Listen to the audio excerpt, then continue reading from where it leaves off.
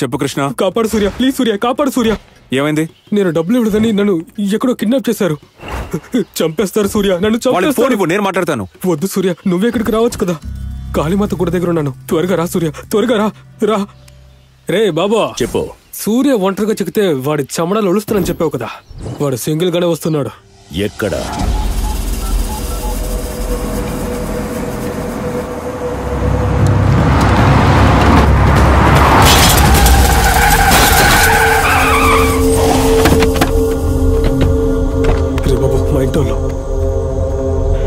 నా అమ్మ అత్తయ్య వాళ్ళందరూ వదిలే.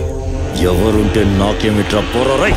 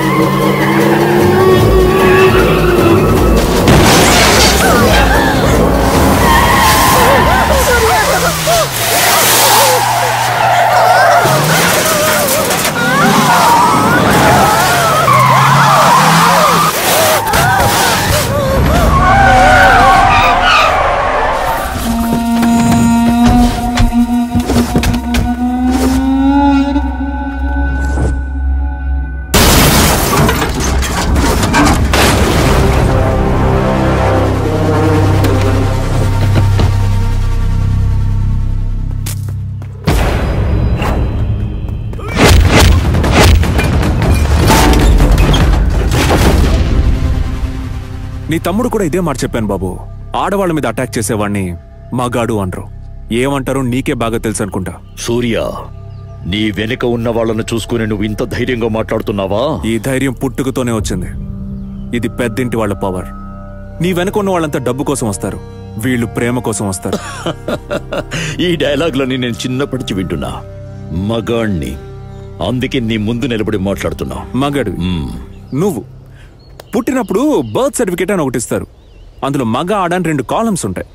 అందులో దేని మీద టిక్ చేయలేదురా. నిన్ను ఒక డౌట్ తోనే పెంచాను. నేను పుట్టినప్పుడే నర్సుకి కన్ను కొట్టినోడ్రా. నన్ను కొట్టాలంటే ఫోన్ చేయి, సింగిల్ గా వస్తాను. అది మానేసి ఇదేంట్రా ఫ్యామిలీ గిమ్లీ అంటే ఓల్డ్ స్టైల్. నా పాత స్టైల్లోనే నీ కుటుంబ గౌరవాన్ని కొడతాను రా, చూసుకుందాం. నేను లేనప్పుడు నా ఫ్యామిలీని టచ్ చేయడం కాదు, నేను ఉన్నప్పుడు టచ్ చేసి చూడరా.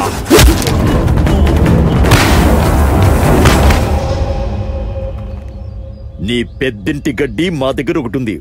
ఒక్క నిమిషం ఆగు. ఏ కృష్ణ, రారా రారా. సూర్య, వీడి గురించి మీ కుటుంబానికి ఫుల్లుగా తెలిసే తీరాలి. అమ్మా. రే బాబు, నా ఫ్యామిలీ ముందు డ్రామాలు ఆడకు. ఆడావో హాస్పిటల్లో ఉన్న నీ తమ్ముడు ప్రాణాలతో ఉండడు. ఏంటి డౌటా? ఒక్క కాల్ చాలు నీ తమ్ముడి ప్రాణాలు తీయడానికి.